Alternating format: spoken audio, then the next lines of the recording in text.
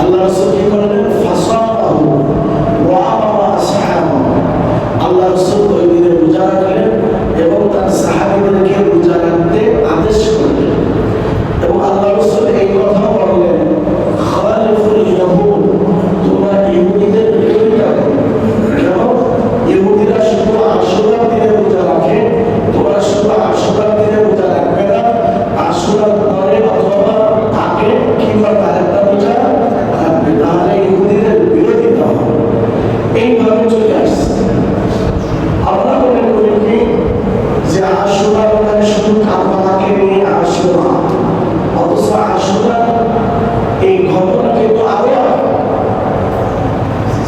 হুসাইন রাদিয়াল্লাহু তাআলা আনহু 61 হিজরিতে শাহাদাত বরণ করেছেন।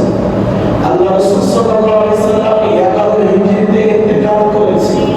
আর মুসা আলাইহিস সালামের কাহিনী আরো কত আগে, মুসা এবং ফিরআউনের কাহিনী মুসলিম শরীফের হাদিসের ভিতরে আছে। আল্লাহ রাসূল বলেন যে রমজান মাসে রোজা ফরজ হওয়ার আগে আশুরা রোজা ফরজ।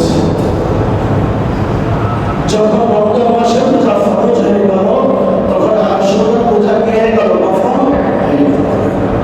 তাহলে আমাদের সমাজে বা আমাদের রাষ্ট্রে বা বিভিন্ন জায়গায় কিছু লোক মনে করে আশুরা মানেই কারবালা, আশুরা মানেই কারবালা। আসলে আশুরা মানে কারবালা না, তবে এই 10 মুহররম আশুরার দিন কারবালা প্রান্তে হুসাইন রাদিয়াল্লাহু তাআলা আনহু ইয়াজিদ বাহিনীর হাতে যে নির্মমভাবে শাহাদাত বরণ করেছিলেন, এই শাহাদাত বরণ করার কারণে এই আশুরার মর্যাদা আরো একটু বৃদ্ধি পেয়েছে। হুসাইন রাদিয়াল্লাহু তাআলা আনহু এই আশুরার দিনে কারবালা প্রান্তে ফরাতের তীরে তার আহলে বাইত, তার পরিবারের 60-70 জন সহ শাহাদাত বরণ করেছিলেন। কার হাতে? কার হাতে? ইয়াজিদের হাতে। ইয়াজিদ অনেক আল্লাহওয়ালা মানুষ ছিল না? দেখেন একটা জিনিস খেয়াল করবেন যে ইয়াজিদ সে যত ভালো কাজ করতে না কেন, কিন্তু তার একটা অপরাধের কারণে ইয়াজিদ ঘৃণিত হয়ে গেছে। সেই জন্য সবসময় খেয়াল রাখতে হবে, সবসময় যে আমার দ্বারা যত কোনো ঘৃণিত কাজ না, আপনি 14 বার হজ করতে পারেন, 100 বার ওমরা করতে পারেন, আপনি লক্ষ লক্ষ কোটি কোটি টাকা আল্লাহর রাস্তায় দান করতে পারেন, কিন্তু আপনার দ্বারা যদি একটা মানবতা বিরোধী কাজ হয়, মানবতাহীন যদি কাজ হয়, যেটা মানুষ মানে না, যেটা সমাজ মানে না, যেটা রাষ্ট্র মানে না, যেটা আল্লাহ মানে না, রাসূল মানে না, এমন যদি কোনো কাজ হয়ে যায় তাহলে আপনি ঘৃণিত হয়ে যাবেন। আসসালামু আলাইকুম ওয়া রাহমাতুল্লাহি ওয়া বারাকাতুহু। আমাদের প্রতিমন্ত্রী মহোদয় আমাদের উপস্থিত হয়েছে, মসজিদের পক্ষ থেকে ওনাকে আন্তরিক অভিনন্দন এবং শুভেচ্ছা জানাই। আল্লাহ তাআলা আপনাদের হায়াত দারাজ করুন, সবাই আমিন। আল্লাহ তাআলা আপনার ছায়াকে আমাদের উপর নির্ভর করে দিন, সবাই আমিন। আল্লাহ তাআলা ওনার দ্বারা জাতির ক্ষেত্র বেশি বেশি হোক, দেশের তারাক্কি, দেশের উন্নতি বেশি বেশি হোক। আল্লাহ তাআলা ওনার মাধ্যমে সে ব্যবস্থা করে দিন, সবাই আমিন। সবাই বসি। আমাদের মন্ত্রী মহোদয়ের জন্য আমার আলোচনা শেষের দিকে কথা বলবেন ইনশাআল্লাহ। আসলে কথার ভিতরে কথা সেটাই। আমাদের প্রতিমন্ত্রী মহোদয় জনাব হাবিবুর রশিদ সাহেব, আমি নির্বাচনের আগে আমাদের এখানে উঠান বৈঠক হয়েছিল।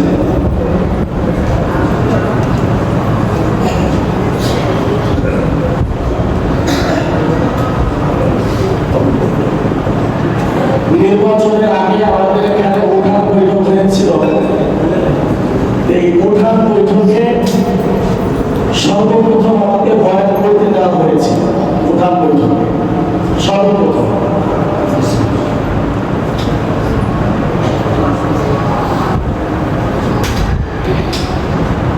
আমি একটু শারীরিকভাবে অসুস্থ, গরম থেকে ঠান্ডা থেকে গলা বসে গেছে, জ্বর হয়েছিল, অসুস্থ। যেটা বলতে চাচ্ছিলাম যে আমাদের এখানে যে উঠান বৈঠক হয়েছিল, আমাদের প্রতিমন্ত্রী মহোদয় তখন এসেছিলেন নির্বাচনের আগে। এই উঠান বৈঠকে আমাকে সর্বপ্রথম কথা বলতে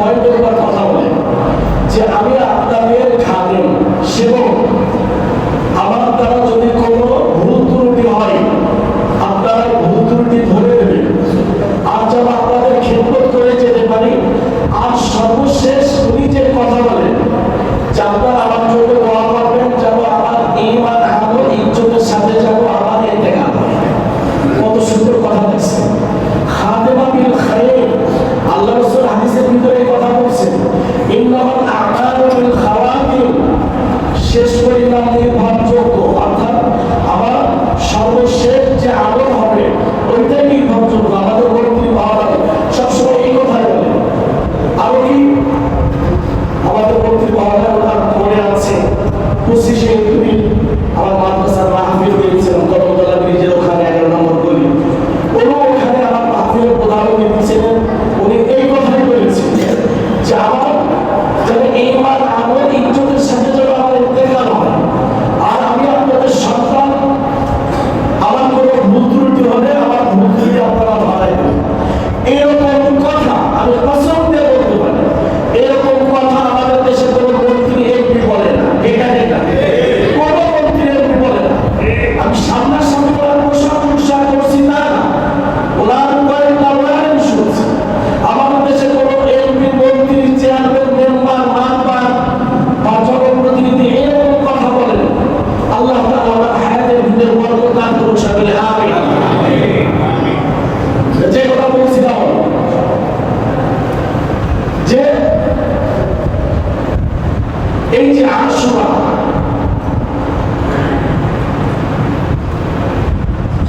আজকে আশুরা দিন এমন একটা দিন, এই 10 মুহররম, এই 10 মুহররম হযরত হুসাইন রাদিয়াল্লাহু তাআলা আনহু এবং তার পরিবারের লোকজন নিয়ে কারবালা প্রান্তে শহীদ হয়েছিলেন। কেন? কারণ কি? এখানে লড়াই ছিল হক এবং বাতিলের লড়াই ছিল। সত্য এবং মিথ্যার লড়াই ছিল। হুসাইন রাদিয়াল্লাহু তাআলা আনহু তার পরিবারের লোকজন সহ শাহাদাত বরণ করেছেন। এটা এমন নয় যে উনি পরাজিত হয়েছেন, ইসলামের বিজয় হয়েছিল সেদিন। এটা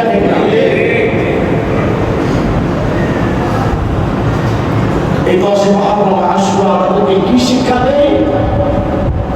শিক্ষা দেয় জীবনে যতদিন বেঁচে থাকবো সত্যকে লালন করে বেঁচে থাকবো, মিথ্যার পক্ষে থাকবো না, মিথ্যার বিপক্ষে সারা জীবন থাকবো।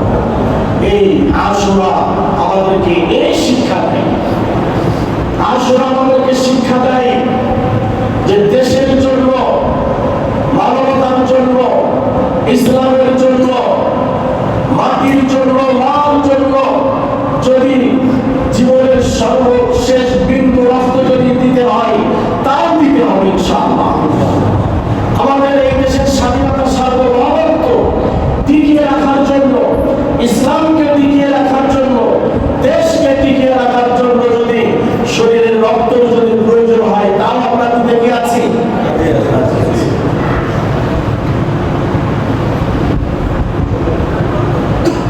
এই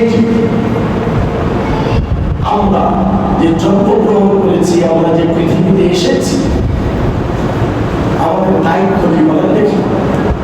আমাদের দায়িত্ব কি? আল্লাহ তাআলা কি এমনি আমাদেরকে সৃষ্টি করেছে?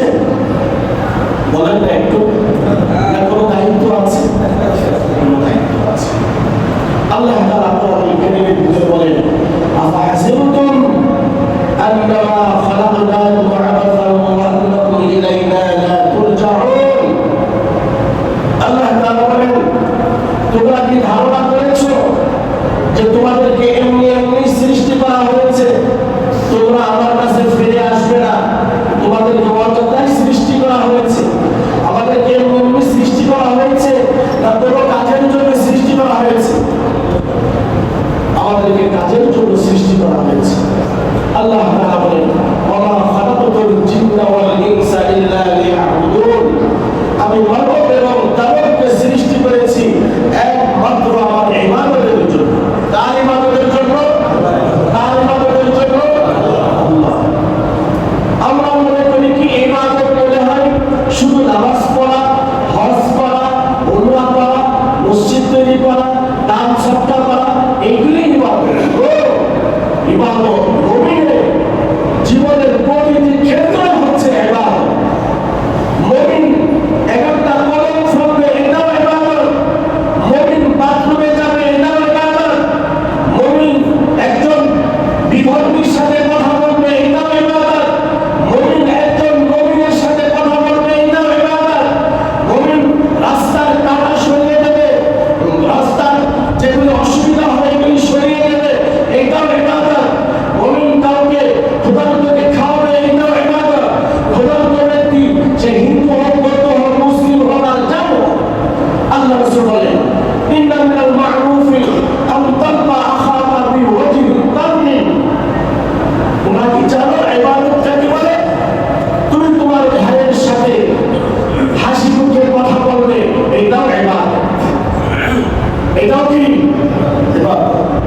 ইবাদত শুধু নামাজ কালাম হজ যাকাত এর ভিতরে সীমাবদ্ধ না। মুমিনের প্রত্যেকটি ক্ষেত্র হচ্ছে ইবাদত। আমাদের প্রতিমন্ত্রী মহোদয় উনি ইখলাসের সাথে খুলুসিয়াতের সাথে আল্লাহ তাআলার সন্তুষ্টির জন্য জাতির খেদমত করবে, এটাও ইবাদত করার জন্য। এটা অবশ্যই এটা ইবাদত। একজন চেয়ারম্যান, একজন মেম্বার, একজন সমাজের মাতবার, উনি সমাজের জন্য কাজ করবেন, ওনার ভিতরে যদি ইখলাস এবং খুলুসিয়াত থাকে, আল্লাহ তাআলাকে সন্তুষ্ট করার জন্য উদ্দেশ্য থাকে, এটাও ইবাদত। এটাও কি ইবাদত? তাহলে মুমিনের কোনো কিছু ইবাদতের বাইরে নাই। মুমিনের কোনো কিছু ইবাদতের বাইরে নাই। মুমিন যে কাজই করবে এটা ইবাদত। একটা হাদিস না বললেই নয়, বুখারী শরীফের হাদিস। আল্লাহ রাসূল বলতেছেন যে হে আমার উম্মতেরা, শুনে রাখো, তোমরা যে তোমাদের স্ত্রীদের কাছে গমন করবে এটা ইবাদত। সাহাবায়ে কেরাম বললেন, আল্লাহ রাসূল কি বলেন? সাহাবায়ে কেরাম হাসছে, আল্লাহ রাসূল কি বলেন? এটা তো আল্লাহর চাহিদা পূরণের জন্য যায়। আল্লাহ রাসূল বললেন, এই চাহিদা পূরণ যদি অন্য কোনো নারীর কাছে হতো তাহলে কি হতো? সাহাবায়ে কেরাম বলেন, এটা গুনাহ হতো। আল্লাহ রাসূল বলে দিলেন, গুনাহ থেকে ফিরে এসে যে কাজগুলি করা হয় এই কাজগুলি হচ্ছে ইবাদত। তাহলে মুমিনের কোন কাজ ইবাদত না, তাই বলো দেখি। মুমিন নখ কাটবে, এটা ইবাদত। মুমিন চুল কাটবে, এটা ইবাদত। মুমিন ডান পায়ে জুতা পরবে, এটা ইবাদত। মুমিন বাম পায়ে জুতা পরবে, এটা ইবাদত। মুমিন বাম পায়ে বাথরুমে ঢুকবে, এটা ইবাদত। মুমিন ডান পায়ে বাথরুম থেকে বের হবে, এটা ইবাদত। ইবাদত কি?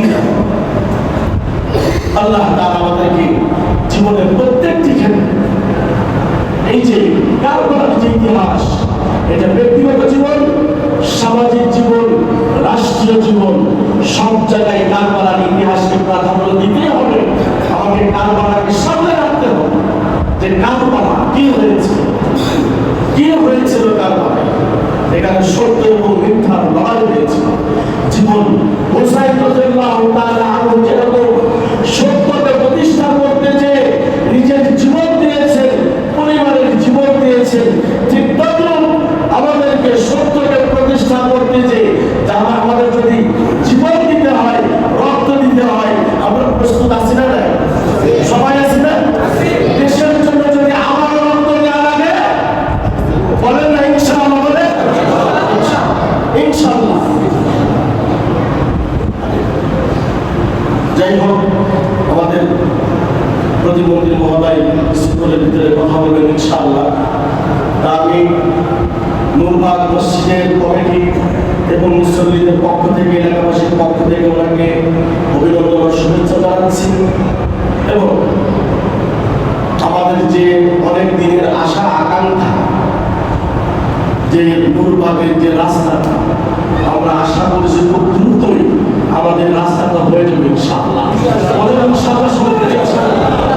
আমার আফসোস লাগে, কেন আমরা প্রতিহিংসা? এই রাস্তাটা কতবার পাস হয়েছে কিন্তু রাস্তাটা হয় না। আমার মনে হয় বাংলাদেশে, ঢাকা না, বাংলাদেশে এত নিকৃষ্ট রাস্তা নাই বাংলাদেশের মধ্যে। শুধু হয় না কেন? এই প্রতিহিংসার কারণে হয় না। প্রতিহিংসার কারণে হয় না। আমি এলাকার 7 সাল থেকে আমি শুধু প্রতিহিংসার কারণে এই রাস্তাটা হচ্ছে। আমি আশা করি আমাদের প্রতিমন্ত্রী মহোদয়ের মাধ্যমে আল্লাহ তাআলা আমাদের এই সুব্যবস্থাটা করে দেবেন ইনশাআল্লাহ। এই রাস্তাটা করার জন্য আমাদের মরহুম মাস্টার নজরুল ইসলাম সাহেব অনেক মেহনত করে দিয়েছে, কিন্তু উনি নিজ চোখে দেখে যেতে পারেন না। আল্লাহ তাআলা ওনার কবরকে জান্নাতের বাগান বানিয়ে দিয়েছেন। আমিন। আর দোয়া করি আমরা বর্তমান সরকারের জন্য দোয়া করি, শহীদ প্রেসিডেন্ট জিয়াউর রহমান সাহেবের জন্য দোয়া করি, এবং দেশ নেত্রী এবং মরহুমা খালেদা জিয়ার জন্য দোয়া করি, মরহুম সাহেবের জন্য দোয়া করি। আল্লাহ তাআলা ওনাদের কবরকে জান্নাতের বাগান বানিয়ে দিন সবাই। আমিন। বর্তমান প্রধানমন্ত্রী আছে, আল্লাহ তাআলা ওনাকে হায়াতের তৈয়বা দান করুন। এমপি মন্ত্রী যারা আছেন, দেশের প্রতিনিধি যারা আছেন, আল্লাহ তাআলা সবাইকে হায়াতের তৈয়বা দান করুন। জন্য মার জন্য খেদমত করার তৌফিক দান করুন সবাই আমিন। আখির দাওয়ানা আলহামদুলিল্লাহি রাব্বিল আলামিন।